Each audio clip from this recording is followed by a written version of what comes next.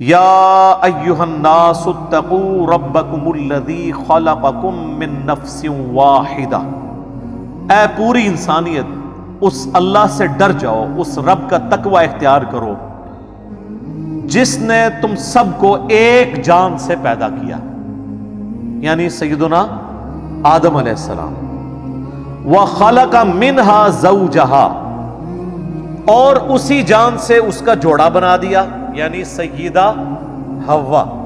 اس context میں بخاری اور مسلم میں متفقن علیہ حدیث ہے، دونوں کتابوں میں، کہ نبی صلی اللہ علیہ وآلہ وسلم نے فرمایا کہ عورت جو ہے وہ آدم کی ٹیڑھی پسلی سے پیدا ہوئی ہے، یعنی سیدہ حوا پیدا ہوئی حضرت آدم علیہ السلام کی پسلی سے، اور وہ جوڑا بن گیا ان کا، اور پھر اس جوڑے سے کیا ہوا، وَبَثَّ مِنْهُمَا رِجَالًا كَثِيرًا وَنِسَاءً، اور پھر ہم نے مرد و عورت کے اس جوڑے سے کثیر تعداد میں مرد اور عورتیں اس زمین کے اوپر پھیلا دی۔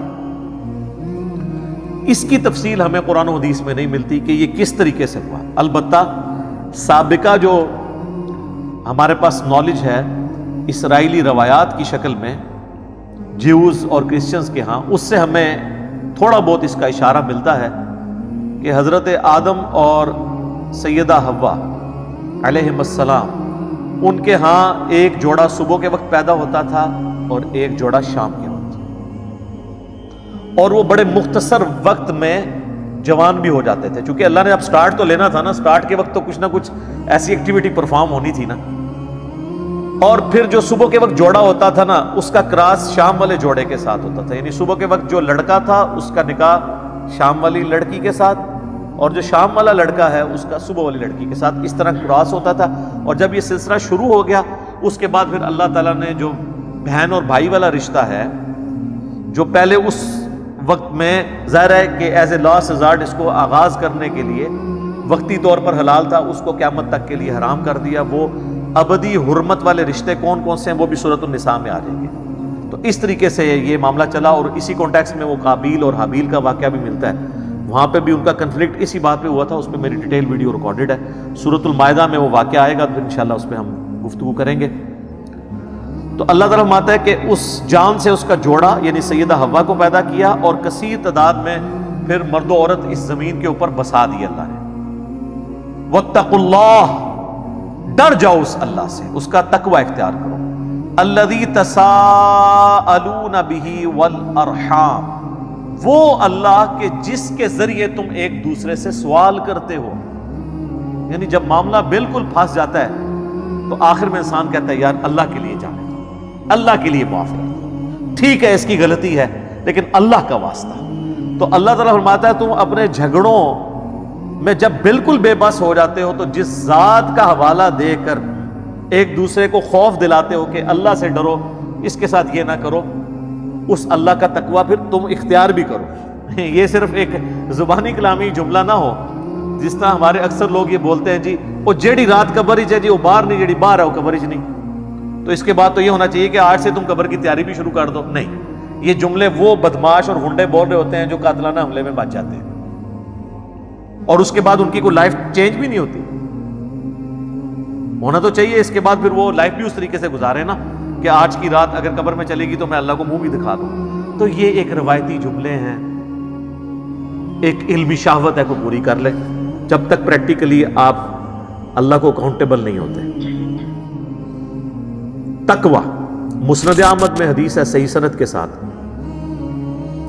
اللہ کے محبوب صلی اللہ علیہ وآلہ وسلم نے حجۃ الوداع پہ جو خطبہ دیا تھا اس میں یہ الفاظ بھی تھے، مسند احمد میں آئے ہیں کہ آپ صلی اللہ علیہ وآلہ وسلم نے فرمایا کہ لوگوں تم سب کے سب آدم کی اولاد ہو، اور آدم کو اللہ نے مٹی سے پیدا کیا تھا، کسی گورے کو کالے پر، کسی کالے کو گورے پر، کسی سرخ کو سیاہ پر، کسی سیاہ کو سرخ پر کوئی فضیلت حاصل نہیں ہے سوائے تقوی کے، جو یہاں پہ بار بار آ رہا ہے، جو اللہ سے جتنا ڈر گیا۔ سورۃ الحجرات میں بھی آیا نا، ان اکرمکم عند اللہ اتقاکم، تم میں سے اللہ کے حضور مرتبے والا وہ ہے جو پرہیزگار ہو، اللہ سے ڈرنے والا ہو، یعنی کسی کے نسب کی بنیاد پہ اس کو فیصلہ نہیں ہونا۔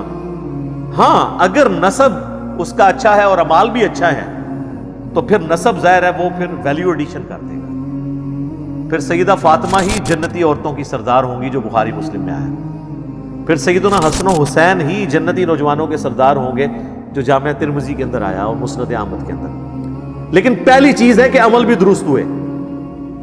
صحیح مسلم میں حدیث ہے، نبی علیہ السلام نے فرمایا جس کے عمل نے اسے پیچھے چھوڑ دیا اس کا نسب، اس کا خاندان اسے آگے نہیں کر سکتا.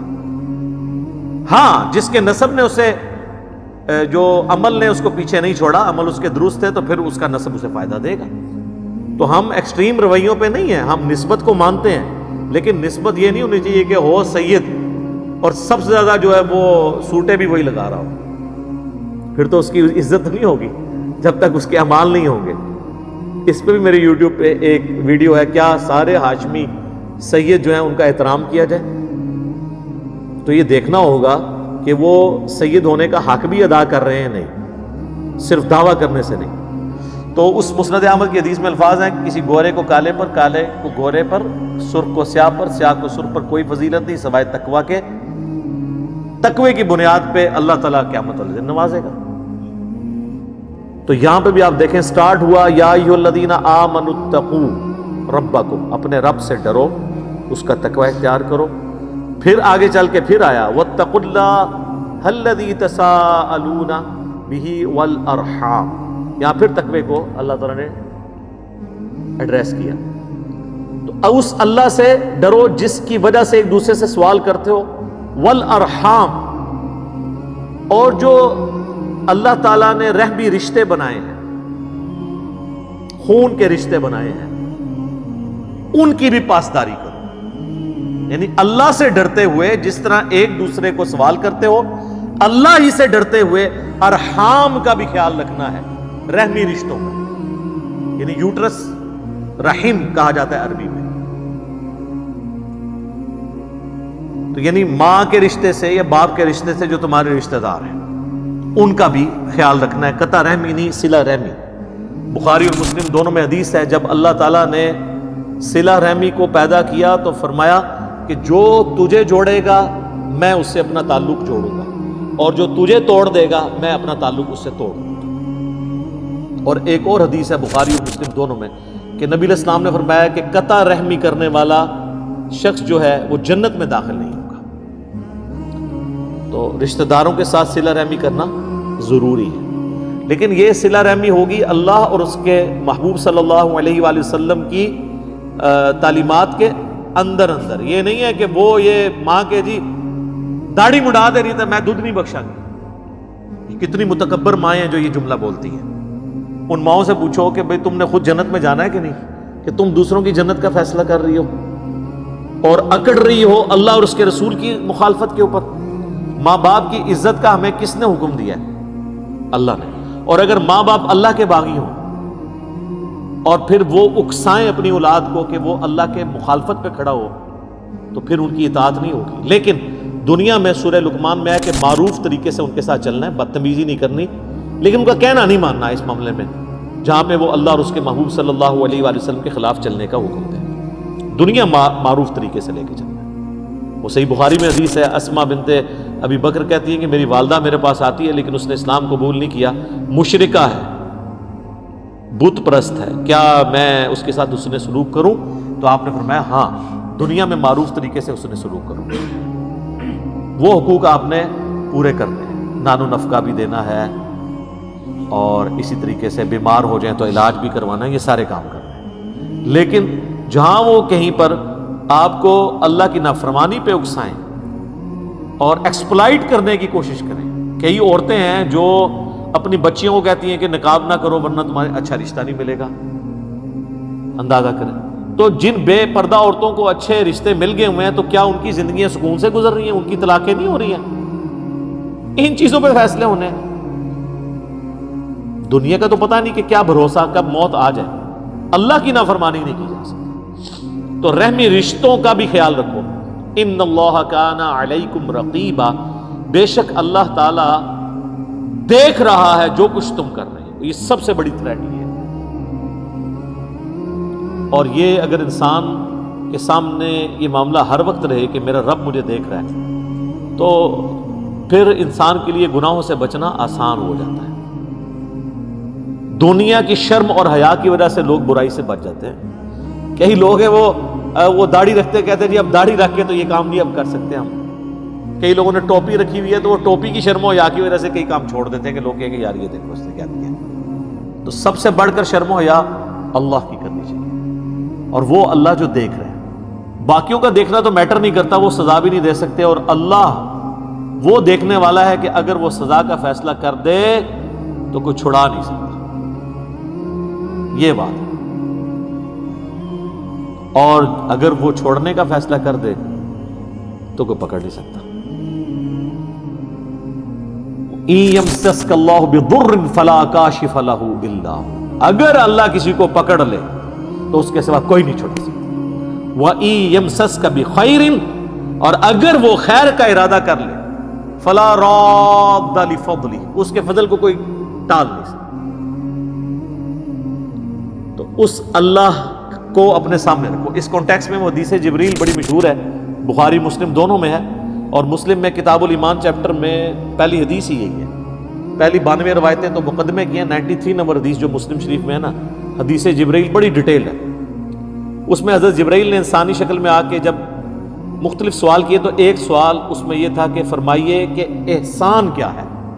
آپ صلی اللہ علیہ وآلہ وسلم نے فرمایا احسان کا درجہ یہ ہے کہ تم نماز اس طرح پڑھو، اللہ کو اس طرح یاد کرو گویا کہ تم اپنے رب کو اپنے سامنے دیکھ رہے ہو. اور اگر یہ تصور نہیں کر سکتے تو کم از کم یہ تصور رکھو کہ اللہ تمہیں دیکھ رہا ہے. اچھا، اس کا بعض لوگوں نے نا، یہ تو ایک بات ہو رہی تھی اصطلاحاً سمجھانے کے لیے، وہ اس کو بالکل لفظی معنوں میں لے گئے. جی کئی لوگ جو ہیں وہ نماز اس طرح پڑھتے ہیں کہ اللہ ان کو نظر آ رہا ہوتا ہے. اس کے ساتھ لینا دینا ہی کوئی نہیں ہے. مراد یہ ہے کہ جیسا کہ تم اللہ کو اگر سامنے دیکھو نا تو تمہاری توجہ کسی اور کی طرف نہیں جائے گی. بالکل اس طریقے سے تم نماز پڑھتے وقت پوری کنسنٹریشن سے نماز پڑھو. اس کا یہ مطلب نہیں تھا کہ واقعی کو دیکھ سکتا ہے نماز کی حالت میں اللہ کو، اور اگر یہ تصور نہیں تو کم از کم یہ تصور تو رکھ سکتے ہو کہ اللہ تمہیں دیکھ رہا ہے. یہ جو آیت ہے نا جی پہلی سورہ نساء کی جو ہم نے کور کی، یہ نبی الاسلام کے جو خطبے ہوتے تھے نا ان میں بھی آپ یہ آیت پڑھا کرتے تھے. صحیح مسلم میں ایک بڑی لمبی حدیث ہے. کچھ غریب مسلمان آئے، نیو مسلمز، بعض کے پاؤں میں جوتیاں بھی نہیں تھیں، کپڑے بھی پھٹے پرانے تھے. نبی الاسلام نے ان کی حالت دیکھی تو آپ کے چہرے کا رنگ جو ہے وہ متغیر ہو گیا. آپ نے لوگوں کو جمع کیا مسجد میں، اعلان کروا کے، اور مسجد میں آپ نے ممبر لگا کے خطبہ دیا، اور خطبے کا سٹارٹ ہی آپ نے اس آیت سے کیا، سورۃ النساء کی آیت نمبر 1، یا ایھا الناس اتقوا ربکم الذی خلقکم من نفس واحدہ. یعنی بتانا تھا کہ بھی یہ جو اب نئے مسلمان آئے ہیں یہ بھی تمہارے باپ آدم کی اولاد میں سے. اور پھر آپ نے اس کے بعد سورۃ الحشر کی وہ آیت تلاوت کی کہ اے ایمان والو اللہ کا تقوی اختیار کرو اور ہر جان دیکھے کہ اس نے آگے کے لیے کیا عمل آگے بھیجا ہے، اللہ کی راہ میں صدقہ خیرات کر کے. یہ آیات سے آپ نے مسلمانوں کو موٹیویٹ کیا، پھر ترغیب دلائی کہ اللہ کی راہ میں خرچ کرو. تو لوگ اپنے اپنے گھروں کو گئے، جتنا ہو سکا لوگ اپنے گھروں سے لانا شروع کر دیا انہوں نے. ایک انصاری گھر گیا اور اس نے اتنا بڑا بورا ساز و سامان کا بھرا ہوا لا کے مسجد کے سین میں رکھا سب سے پہلے. اس کو دیکھ کے باقی لوگوں کو بھی حوصلہ ہوا کہ یار یہ تو بچاڑا ایک لوور کلاس کا آدمی تھا، یہ اتنا کچھ اٹھا کے لے آیا. تو لوگ اپنے گھروں کی طرف گئے اور لا کے مسجد میں ڈھیر لگ گیا سامان کا. اور صحیح مسلم کے الفاظ ہیں کہ نبی علیہ السلام کا چہرہ مبارک سورج کی طرح چمکنا شروع ہو گیا خوشی کی وجہ سے. اچھا، آپ کے جو ایکسپریشنز تھے نا بڑے ابرپٹ ہوا کرتے تھے. اگر آپ کو غصہ آتا تھا تو چہرہ مبارک سرخ ہو جاتا تھا فوراً ہی، اور اگر خوشی ملتی تھی تو چہرہ مبارک پہ خوشی نظر آتی تھی. آپ اتنے خوش ہوئے، آپ نے فرمایا کہ جس نے اسلام میں اچھا طریقہ جاری کیا، یعنی یہ اس انصاری نے پہلا قطرہ بارش کا بنایا، تو جتنے لوگ اس پہ عمل کریں گے اس کا ثواب بھی اسے ملے گا اور ان کے ثواب میں بھی کمی نہیں ہوگی. اور جس نے اسلام میں برا طریقہ جاری کیا، جتنے لوگ اس پہ عمل کریں گے اس کا وبال اس جاری کرنے والے پہ ہوگا، اور جو خود کر رہے ہوں گے ان کا بھی چھٹکارا نہیں ہوگا، ان کے بھی وبال میں کمی نہیں ہوگی.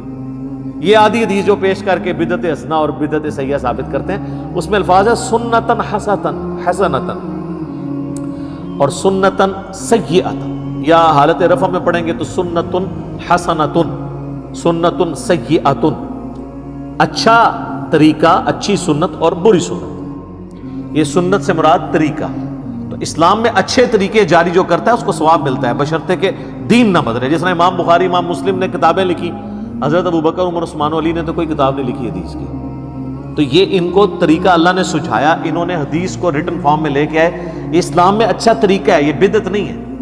بدعت تب ہوتی جب اس میں دین وہ سکھایا جاتا جو بابوں کا ہوتا۔ اس میں تو امام بخاری اپنی بات ہی نہیں کرتے، تو سند پہنچاتے ہیں نبی الاسلام تک۔ تو یہ اچھا طریقہ اور اچھی بدعت، اس میں فرق سمجھیں۔ بدعت چاہے اچھی ہو یا بری ہو، بدعت ہوتی ہے اور اس پہ وبال ہے۔ سنت جو ہے، اب جس طرح میں کہتا ہوں یہ کیمرے میں ریکارڈنگ ہو رہی ہے، اچھا طریقہ ہے۔ یہ گھڑی، اس کی بنیاد پہ نمازوں کی ٹائمنگ مسجد میں سیٹ کرنا، کس طرح ہمارا ٹائم ٹیبل اور شیڈیول جو ہے وہ ایڈجسٹ ہو جاتا ہے، یہ اچھا طریقہ ہے۔ مسجد میں ایئر کنڈیشن لگانا، اچھے قالین بچھانا، یہ اچھا طریقہ ہے۔ حج کرنے کے لیے ہوائی جہاز پہ جانا، یہ اچھا طریقہ ہے۔ یہ اچھی بدعت نہیں ہے، طریقہ ہے۔ بدعت تب ہوتی جب حج کے ارکان یا نماز کے ارکان اس میں کوئی تبدیلی لے آتا۔